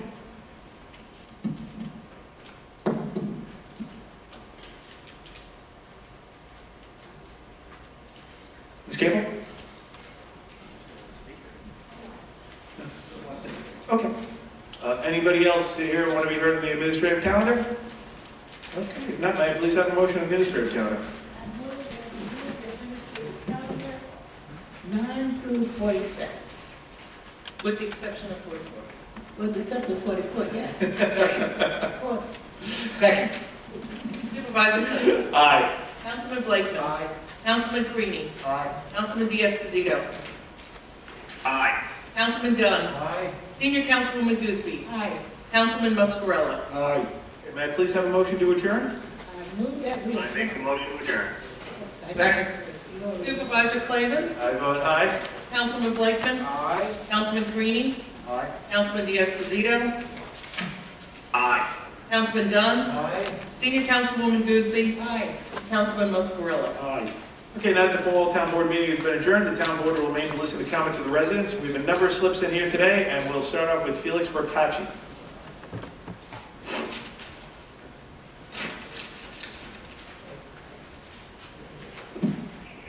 Good afternoon, Mr. Bercacci. Could you give me your name and address for the record? Felix Bercacci, Franklin Square. Has the ethics board met yet? The answer to that question is no. They'll be meeting sometime this week. Is there a date for the next meeting? I'm not certain, but it will be this week. It'll be this week, okay. At a prior meeting, Supervisor Clavin mentioned that the town had not raised taxes in 3 years. I just want to correct that. This year we did have a tax increase for certain water districts. It was $100 a year. I mean, you could call it whatever you want. I understand the need for that. No, you don't have to call anything. It was a tax increase. Mr. Bercacci, just want to stand corrected. There were no tax increase in the last 3 years. In fact, this board working together in a bipartisan fashion cut taxes. So please don't misrepresent things. Thank you. $25 additional each residents are paying for water is a tax. But anyway, I just want to also clarify another thing about the tax freeze that we implemented for 2021. All tax freezes aren't created equal. I'd like to remind you of this is a flyer from you and former Supervisor Murray in 2016 budget where we froze taxes, and shortly after that the town got its third downgrade from Moody's. Okay, well, maybe you're not aware, last year we got a upgrade, double A. You must be happy about that. But they didn't have federal CARES money, that's how you... Actually, the audit actually said that that was just one minor factor, it was a conservative budget. No, I just want to let you know, that's good news, I know you're happy about that. I understand, but you should when you... And thank you very much to the town board and John Massimorino. Yeah, when you start, and stop interrupting me, please. You have your time to talk infinitely, I have 3 minutes, okay? So, also you didn't mention when you froze taxes, you should also append that you also took $19 million, according to Mr. Massimorino's numbers, in reserves to make that tax freeze happen. Put them together, don't just separate them, because it's very important to do that. I appreciate you acknowledging the tax freeze. Yeah, and the $19 million in deficit. Will you stop interrupting me? Please! Constantly, you can't, you've got infinite time. I've got 3 damn minutes. Will you please stop interrupting me? I want to have my thoughts. You'll still have. No, you just keep on running the clock on me. But we have to correct the record. You can keep, you have, if I walk back my seat, you will correct the record. The town of Hempstead, I believe, for any municipality its size, keeps a greater percentage of reserves than most, if not all, of the other municipalities in the state. And we did that because we were able to project that the economy could take a downturn, there could be a pandemic, there could be a problem. So that was really prudent budgeting and a very fiscally conservative budget. Now, I didn't waste any of your time, Felix. Go ahead. That was what was said in 2014, that was what was said in 2015, that was what was said in 2016 when the town got downgraded 3 consecutive times. You always could have a bump, and the one factor is a big factor that they considered $68 million of reserves, which you should be spending on people in need. No, Felix, we actually received a positive outlook before the pandemic, so to say that the reason why we received the upgrade was because of the CARES money is not true, and you know that, Felix. After I sit down, you could talk forever. You can make up anything you want, and you will.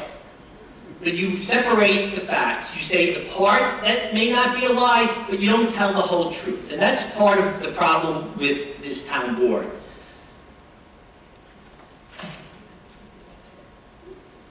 Thank you, Mr. Bercacci. Have a nice day. Next, I'm going to invite Diane Madden.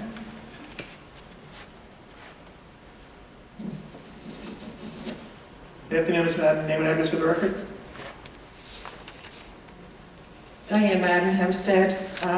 In Baldwin, about a week ago, puppies were seized from a puppy store 3 had died. The SPCA showed up. Shortly later, a town of Hempstead animal shelter van showed up, knowing that sick puppies that were exposed to this illness, would be loaded on that van.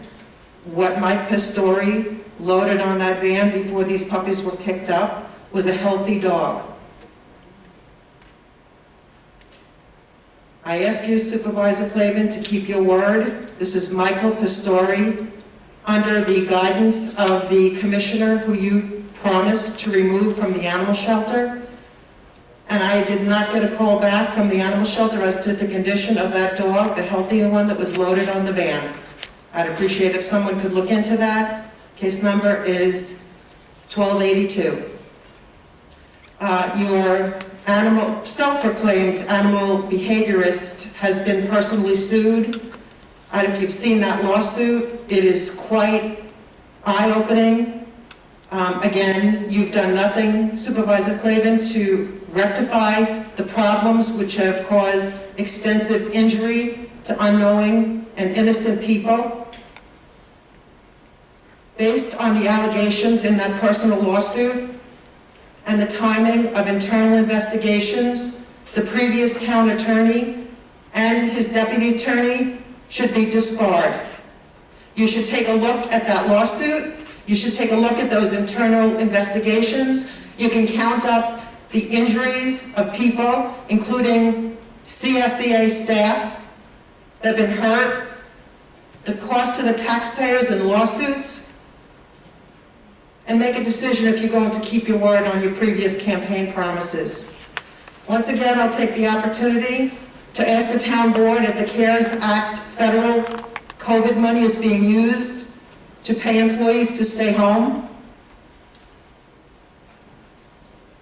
Once again, I'll ask the board to bring in an outside diversity consultant to oversee the hiring practices that have discriminated and don't reflect the faces of the residents of Hempstead. Once again, I'll ask you to offer virtual comment on these board meetings so that people can call in with any concerns if they're unable to attend the meetings. You have, I believe, Councilman D'Esposito is throughout this meeting. The public should be equally given the same opportunity. I ask you that you offer the public an opt-out and stop the wasteful reproduction of material that can be done through email, and legislation that will stop and prevent and hold responsible any contractor who lies Next we have a Ron hiring Whitfield. process. Thank you. Mr. Whitfield. Excuse me? Can you give a second, Mr. Whitfield? We're going to wipe down just for the COVID. I'm going to look at legislation. Thank you so much. Look at the lawsuits. Thank you, Ms. Madden. Mr. Whitfield?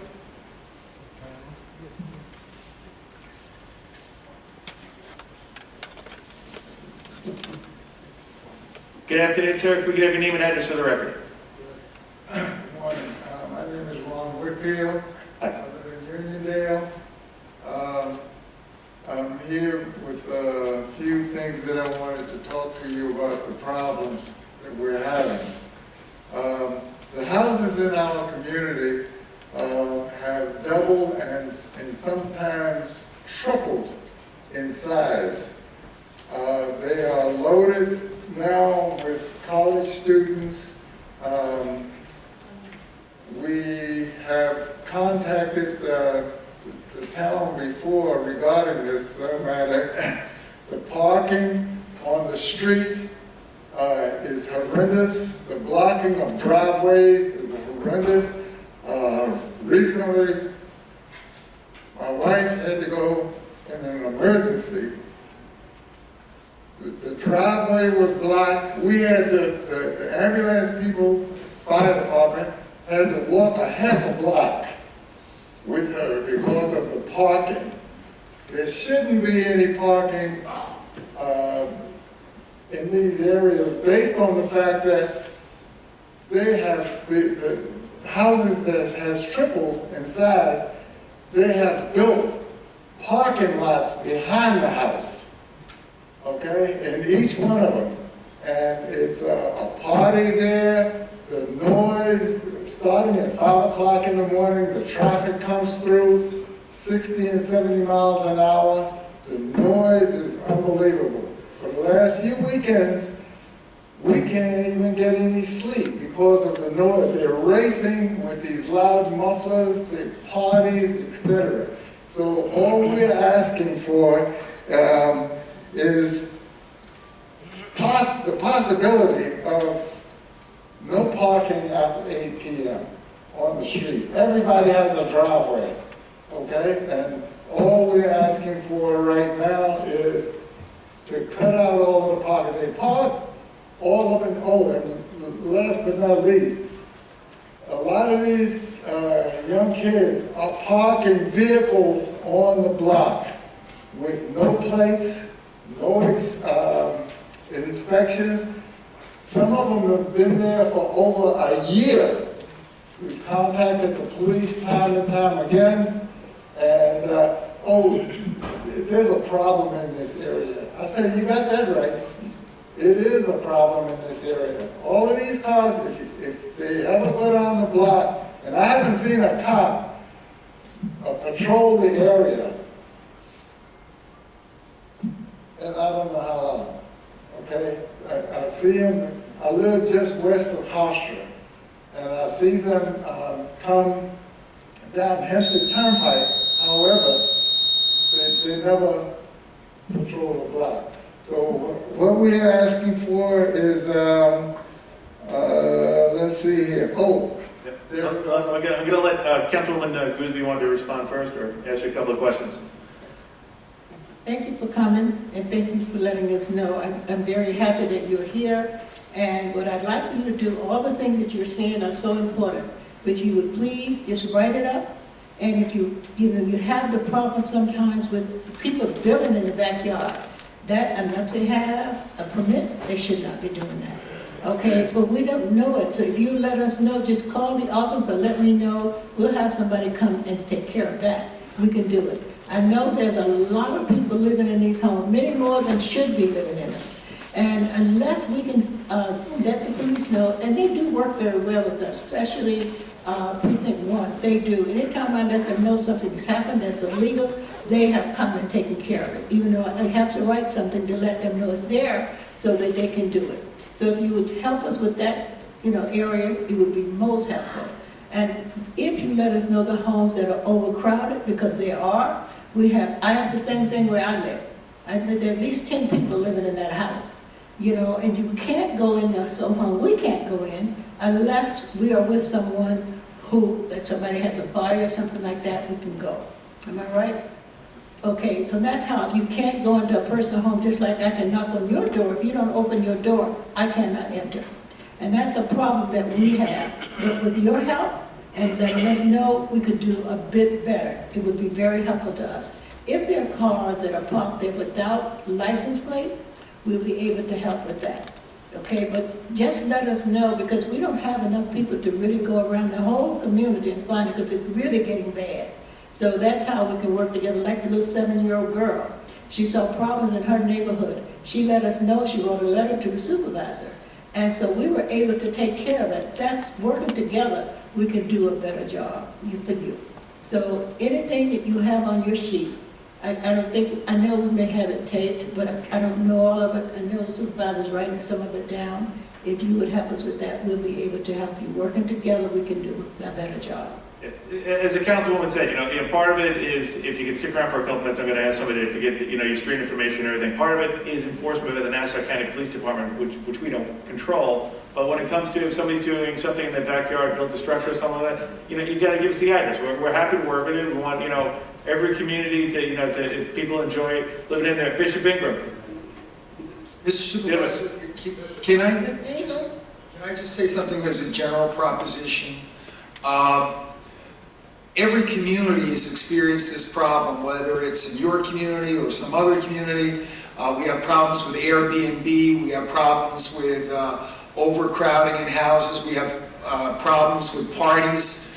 People rent out their homes for parties. And we send out our town inspectors, and our town inspectors do a good job. they write the summonses and everything else, but what happens is they get 10 or 12 summonses, they go to the district court, and they plea bargain them down to almost nothing, so it's just the cost of doing business. So one of the things that the town board is discussing now is whether or not it makes any sense to ask the state whether we could have a town court, so we would have a local court that would enforce the laws that are already on the books that need to be enforced. So if we could get your support and your neighbors, if we decide to move forward with a town court, that would be very helpful, and I think that would go a long way in solving the problem. Absolutely. But like I said, Mr. Ingram, if you have a couple minutes, we ruined the back, we go back there. I just want to get the addresses, and in particular I want to get your street name and some of the relevant information so we can follow up. You know, and look, the park in the driveway, look, it's unexcusable, but yeah, maybe we can work with the legislator there. It's probably, come on. And we'll work with them, and then also, a lot of that's also police enforcement, so it's about working together. So if you can kind of go to the back room and share the information of the addresses and the streets, I would really be appreciative. Okay? Thank you for letting us know. Thank you for coming in today. We appreciate you letting us know. He's going to the back room, sir. Jerry, is the back room open? It is? Yeah, just make sure that's fine. Thank you. Thank you, sir. Town court, Diane? We don't have people who know the law here. Jim Vithia? Did I get it right? You got it, right there. All right, there we go. How you doing, Mr. Vithia? How are you today? Good morning. If you give me name and address for the record, thank you. Jim Bethia, I'm in Uniondale, New York. My problem is similar, the same as Mr. I couldn't hear you, sir. What did you say? Uniondale, New York. Your name? Jim Bethia. Oh, okay. That sounds like one of my classmates' names from way back. Oh, sorry. I'm glad to hear that. My problem is similarly the same as Mr. Whitfield, slightly a little curve in it. We have some young man who believes that he can sell cars, I guess, from the block. So what he has, a number of cars, I say there go 7 or 9 cars parked on the block with different state license plates, Alabama, Pennsylvania, you name it. And they park in one spot and they leave them there for 30 days or so. So last week, my wife and I called Nassau County Police to tell them to ask them if they could get the car moved. They said, no, as long as it's parked legally on the curb, there's nothing they can do, so you have to go to town and see if they can do something about it. But the experience is that he moves the car from one point to another on the same street.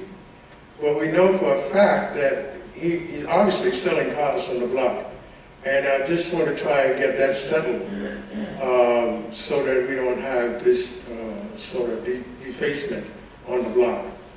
The other situation is that on my street, in the mornings between 8:30 and 10:30, 11 o'clock, we have speeders.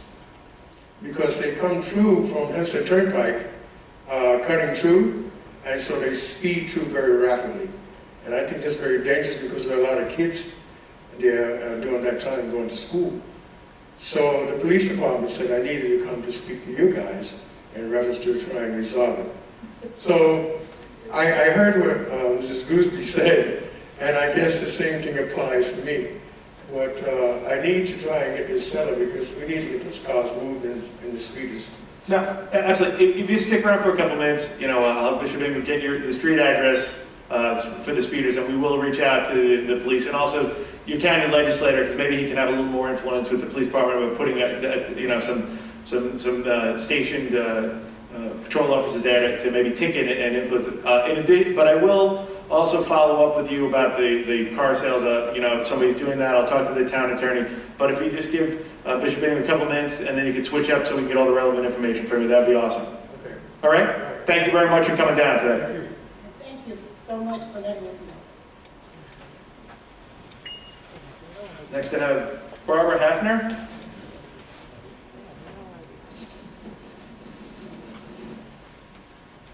Good afternoon, please give your name and address to the record. I think it's still morning. Good morning, I'm Barbara Hefner, West Hempstead. I'm standing here for a few questions, but I want to start off with my support for the development of 111 Hempstead Turnpike, formerly the location of Wholesale Liquidators. The residents of West Hempstead have attended outdoor meetings over the summer hosted by the Cathedral Civic Association and the West Hempstead Community Support Association. These meetings were well attended, and many questions were asked and addressed by the association as well as the Heatherwood development. This development would bring a much-needed enhancement of this property as well as our community.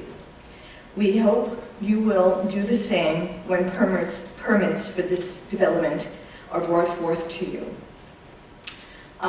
One of my questions is, do you anticipate any reason why this board might prevent the development of this property? We can't answer that. We don't have anything in front of us. Okay, so I have a couple questions about what I was hearing today. And who is responsible for notifying residents regarding rezoning hearings? The applicant does so, and they provide proof that they provided proper notice and filed it with the clerk's office. Okay. And in my area, I ask that they bring a list. I have to have a list of the people who actually was served, because that way you can check to see who was served and who was not. Okay. I would advise you, all the people that are supporting you, if you have them sign in when they come, that would be a great, good for you. Okay, and then Councilman Blakeman mentioned a town court. Do you have details about that? What the cost would be? The judges, would they be elected or appointed? How does that work? Well, right now, Councilman, did you want to answer that? Yeah. We're just at the investigatory stage now, and as I said, it's something that we're exploring, but the preliminary analysis and looking at what other townships have done, Huntington recently moved to a town court. Actually, it was a positive generator of revenue, because now people were being fined for what they did, and they're not getting away with, a $100 fine for $10,000, in fines that they should have received. So it actually is positive revenue for some of the other municipalities, and we would assume that it would be the same here, that it would not cost the taxpayers anything. Okay, because honestly, before we go to a town court, I am hoping that we will consider the taking over of the New York American Water Company. That is a major ripoff for me as one of the consumers of that water. By the way, when we supported, Senator Kaminsky came forth and said there could be availability of state funds to do that, and we were supportive of that. We're hoping Senator Kaminsky will follow through and get those funds, and we're in agreement with you on that, so we're all staying out on that one. It made sense when the senator came forth and made that proclamation. All of us stood together and said, great, you're talking about $700 million, the state is the entity with those resources, and you know what, so we'll keep an eye on that, and we'll follow up with the state senator on that, so thank you. Great, and then my last question has to do with where do we find out the status of permits? For example, I have Pompeii that's in West Hempstead that's changed over from a restaurant to a house of worship. What is the status of those permits? Mr. Muscarella, maybe as a resident, council person, you might know? Tell me. Perhaps I should answer the question for you. The permits are things that are readily obtainable. They're public documents that you can obtain from the building department. So if I ask the building department, I could get an updated status of those permits? That's correct. Okay, thank you very much. Okay, thank you. Next I have Stu Kroll. Afternoon, Mr. Kroll, if you give your name and address for the record. Stu Kroll, Great Neck. This past week, 11 dogs were seized from a boarded pet store in Baldwin. These dogs all came from puppy mills, were bred continually, and were in urgent need of medical care. They were seized by Gary Rogers and sent to the vet. The assemblywoman from Baldwin is Judy Griffin. She issued no statement condemning this atrocity. There was no middle ground or ignoring this. I heard from her aide within the hour, and they're going to do a survey on this item to see what people think. So I guess we decide right or wrong now based on surveys. Our page has thousands of followers who have now been informed and will be informed again of her indifference to animal abuse. Mr. Carini, I believe this is your location in Baldwin. You know, I think some sort of a statement condemning this abuse, you know, would be reasonable. Mr. Blakeman, I remember you said at some point that you didn't want to hurt the owners of these pet stores. In California, many pet stores have thrived even if they were banned by law from selling puppies and kittens. There are no good pet store owners. Our invoices confirm that they are all buying from abusive puppy mills. While I realize this board can't comment on... No, I also said, Mr. Kroll, that I am a big supporter of rescue dogs. My son recently rescued a dog, and it is the most wonderful dog, and I actually really support people who go and get rescue dogs. They're great dogs, and I certainly prefer they were to do that, but I don't want to be the arbiter of what type of businesses there should be in the town of Hempstead concerning whether or not you can sell puppies or not. Well, the problem is that these dogs are basically bred until they can no longer be bred, and then they're killed. So I mean, you know, I don't think somebody needs to make their living off that. I can comment on pending litigation while you can't. The woman who was injured suffered horrific injuries due to a dog being given to someone when, due to its background of abuse, a matter of public record, it shouldn't have been. The woman who made this decision was clearly the lesser choice of the two female applicants for the job of trainer. The more qualified applicant asked for 40% less money than the second one actually received. The first applicant had all of her licensed required credentials rather than the second one who lied about most of her credentials. This was a tragic occurrence for the woman who was so severely injured. Let's see. Mr. Clavin, kitten season is now beginning. It promises to be a horrific one due to the complete lack of help from the town of Hempstead. The fixing of 15 cats per week, and if that's been increased, you know, then you can certainly let me know and I'll be corrected. At the shelter, plus the additional few fixed at Central Vet is beyond pathetic. I hate to be redundant, but I have no choice as you continue to let suffering occur with the phony excuse of your great concern for the safety of your employees. All About Cats in Freeport is very concerned for their employees' safety, yet they have managed to fix hundreds of cats monthly since the summer. The ASPCA in Queens and the town of North Hempstead have managed to ramp up their programs as well. They are not compromising employee safety. They are taking precautions and staying healthy. How can you have a fundraiser for 200 people when the state limit was 50 and pretend to be worried about employees? Numerous pictures with no masks or social distancing. If you want to blame lack of volunteers allowed at the shelter and the pathetic number of cats fixed when there was little human contact involved on the town doctor, I would like to ask him what he thinks about your blatant disregard for the law and safety protocols. In the meantime, very little money is being spent at the shelter, all going back into the general fund. How much money has been spent on... Thank you, Mr. Kroll. And just so you know, it has been over 15 cats. Next I have a Maria Angel. This is hard. Good afternoon, Ms. Angel. If you give your name and address for the record. Lucia Engels, Oceanside, New York. I've been here for almost, actually, it's my 14th time or 15th time here. About 14 months ago, my cat was seized illegally and put up for adoption. I have obtained FOIL documents and produced them to the entire town board, to each and every one of you. I emailed them. And I've heard nothing from any one of you. Ms. Angel, hold on. Well, stop. Actually, it's just not the case. Actually, you've spoken with attorneys here. You've spoken with numerous people. It's the town's position. We've never had your cat. We've explained this to you, and I understand. But please, you know, I know personally you have spoken with attorneys here. You spoke with staff members. So my comment is, we've done our due diligence here. It's the town of Hempstead's position. Yes. We never had the cat, and that's the only thing I do want you to understand. But we did take the time to sit with you and explain things to you, and I know my counsel even sat down with you. But I'm just letting you know, it's the town's position, based on its looking into it, looking at its research, that we never had your cat. With all due respect, okay. I know you haven't had the cat. I know that. So it's the same red herring you argued last time. I don't have the cat. He the Esposito doesn't have your cat. I mean, I don't need red herrings like that. I know the argument. Through foreign documents, provided you with proof that she was in fact adopted at the town of Hempstead Animal Shelter in Wanta. So you cannot say that foreign documents are lying. You can continue to say that you haven't had it, but that doesn't take away from the fact that the town of Hempstead was instrumental in her adoption there. And because I obtained these foreign documents, you cannot just say that. So last time I came here, you said that to get an attorney.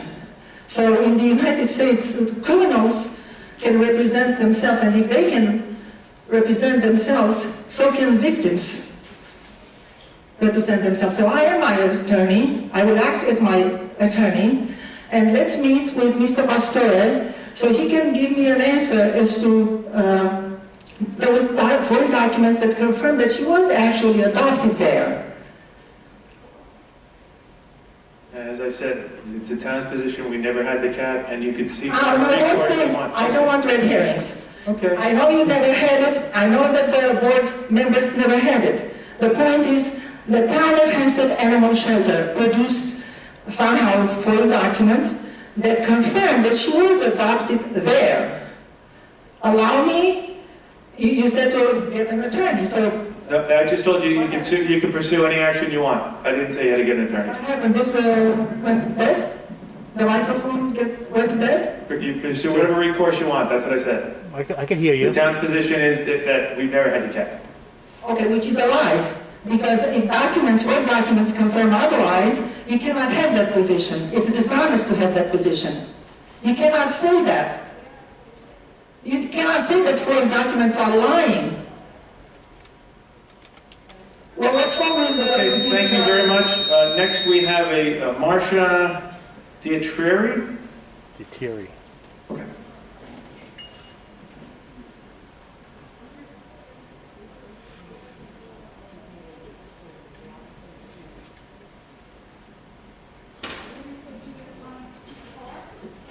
Hi, good afternoon. If you just give your name and address for the record. Marcia Dietrieri. Can I take my mask off or no? Yeah? Okay. Marcia Dietrieri, Lee Avenue, Merrick, New York. I am here once again inquiring about the overdue revision on tree preservation in the town of Hempstead.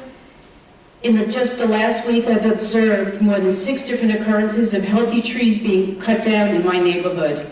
Information was given to Tricia in your legal office. I haven't heard back from her. I'm also presenting them to you today in this documentation as evidence of this out-of-control destruction. Spring is here, removing the only shelters that wildlife depend on are being massacred. If I'm seeing this, I can't imagine how many more trees are being killed. I've tried speaking with neighbors and giving them documentation about the importance of tree preservation to no avail. Only laws will stop this. Wouldn't it be nice to be known by constituents as someone, I can't even see, that is pro-environment with stricter laws? I'm sure I'm not alone when I say my rights for a clean, healthy environment are being taken away. Noise pollution from gas leaf blowers and the sound of chainsaws removing our only noise pollution and buffers. Please, it's been way too long. So I was wondering if Tricia spoke with you about enacting any tree preservation. She said she was going to. Ms. Morales has, brought forth your recommendations. In addition, I know that there was a grant process for tree planting that I think they were successfully applied for and received. It was also something I was suggesting. Oh, I didn't see it.